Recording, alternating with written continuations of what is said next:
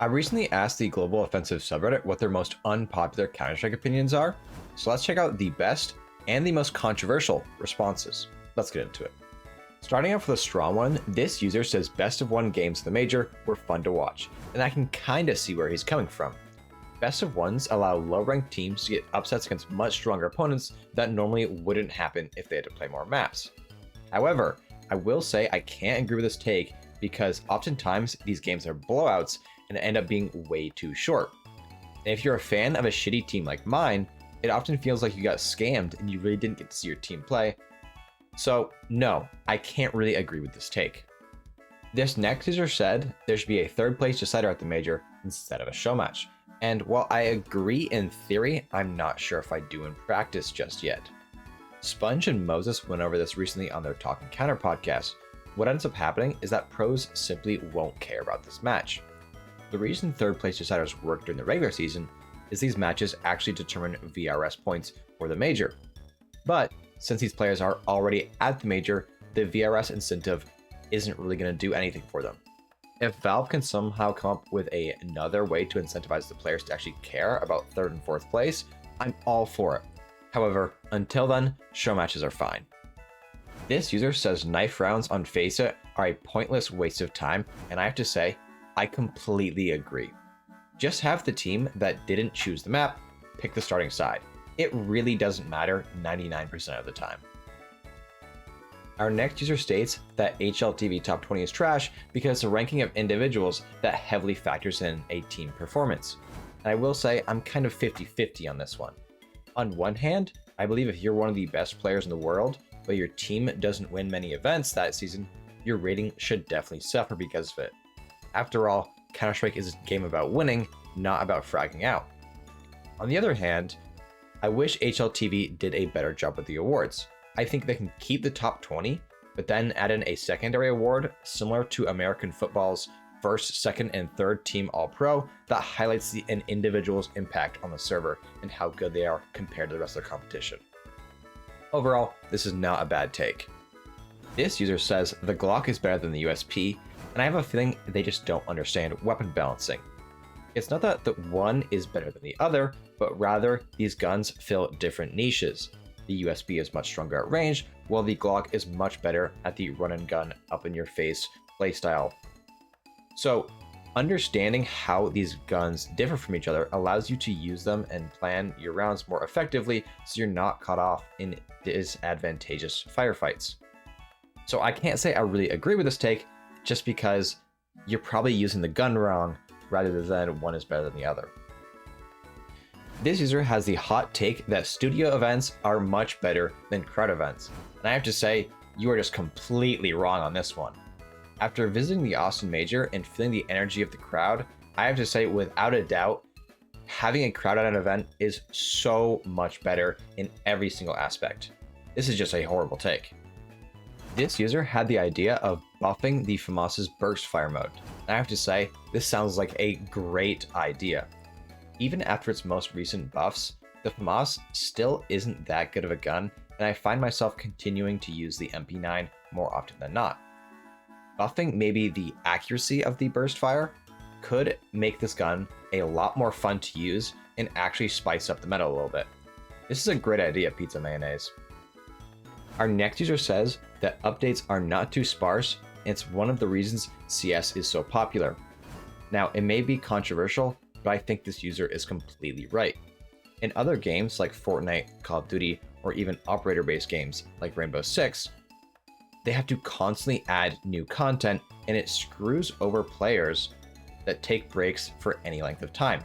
You can't just pick up the game months later and expect it to be the same, so you'll often be completely lost and won't have any fun. We've been playing Counter-Strike for over 25 years now, and other than a facelift in terms of graphics, it's pretty much the same game it was at launch. And I do think that is one of the biggest reasons on why it's so popular. You can pick up the game now, or 10 years ago, or 10 years in the future, and it will be the same thing. Our next opinion is that Smurfs are as bad as cheaters, and this is one that I'm going to have to semi-agree to. If you're like a Faceit level 8 that's hopping down to level 5 and 6, while you are still a dickhead that's ruining games for everyone else, you're not nearly as bad as a cheater, because the skill gap is small, so our team still has a chance of killing you and winning the game. However, if you're like a 3k elo player that's hopping down to 2k elo, the skill gap there is so large that you are essentially as good as a cheater. If you want to dunk on some players or play with your friends that are way worse than you, just hop into a more casual game mode like regular competitive. In maybe the hottest take of the entire video, this user says that Kerrigan is extremely overrated. He has had star-studded rosters built around him for nearly a decade, and if most other tier 1 IGLs had the same supporting cast, they would have accomplished more in that time. And thinking about it for a moment, I can kind of see where he's coming from. I do think Kerrigan is undoubtedly one of the best IGLs Counter-Strike has ever seen. He's a genius at the game. He raises the floor of every team he's been on. However, when I think his career is all said and done, we're going to look back on it and be a little disappointed that he didn't win more majors and trophies. Our next user says that the op should be reduced to 4250, or they should reduce the time to full accuracy after scoping and remove the aim punch bloom. Now, as an opper, I would love if all of these changes came true. However, I'm not sure how competitively viable this is. I can see if Valve doesn't want to make broad economic changes, reducing the op to maybe 4550, but 4250 just seems a bit too much. Reducing the time to full accuracy after scoping, I don't think needs to be changed. It seems to be in a good spot right now, and we don't need to return to the Kenny-esque days of old. Removing the aim punch bloom though, I think should happen no matter what. This user says they liked the old CSGO scoreboard better than the new one because they liked getting points for objectives and assists rather than scoring by damage.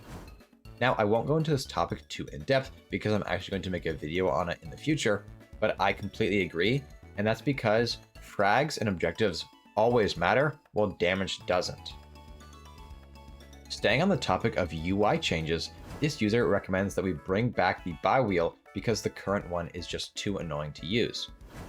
This feels like an old man yelling at clouds moment, because I don't understand how you could find having all your equipment in one spot is more annoying than having to use a scroll wheel.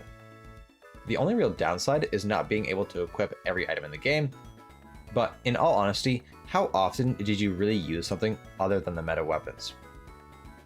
Now that I've roasted the community's hot takes, it's time for you to do the same to me. I have two quite unpopular opinions. The first is that best of 5 sucks and are so much worse than best of 3s. I don't want best of 5 grand finals. They take way too long for people that have literally anything going on in their life that day. We had a best of 5 earlier in the year that lasted over 6.5 hours, and some of the maps were blowouts. That is just far too long for anybody that has wife, kids, a job, literally anything. Also, if it's a blowout, I'd rather get that done in 2 maps. The third map just feels like an extra waste of time. My second take is that the MP9 and 5.7 are perfectly balanced. People complain that these guns are too good and need nerfs, and then in the next breath, complain that the CT economy sucks and they need more. The MP9 and the 5.7 are the only thing keeping the CT economy viable right now, and by nerfing these things, you're going to make the CT side so much worse. But what do y'all think? Did I mess up in my evaluation of any of these takes? Let me know down in the comments below, and subscribe to get a video in the next few weeks. Thanks.